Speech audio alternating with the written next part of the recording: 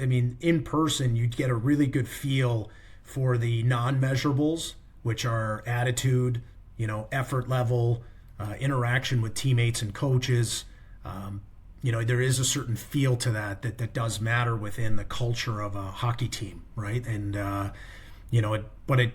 in the end, I think it is incredibly important to recognize that ability to impact the game statistically, not just goals and assists, but in other ways, is if you're ignoring that in today's game, your team is probably not meeting or exceeding your expectations, right? Because it is a validation against your eye test to tell you, and it helps you ask questions, right? If a player looks like he is smart and makes offensive plays, but then doesn't generate statistically, the question's why, right? Like what are they not doing? What is keeping them back? And that could be a physical limitation, could be line mates, could be structure, could be like you talked about in the last question of maybe the type of style they're playing, and maybe a new style would change that and bring the best out of them.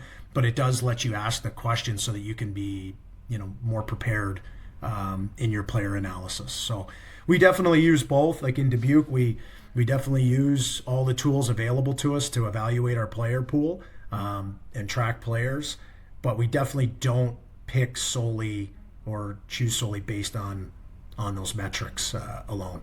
So, and I was just in Minnesota this weekend getting the eye test, right, of Minnesota high school. I was in the Northeast Pack event the week before here watching AAA 18U to 14U.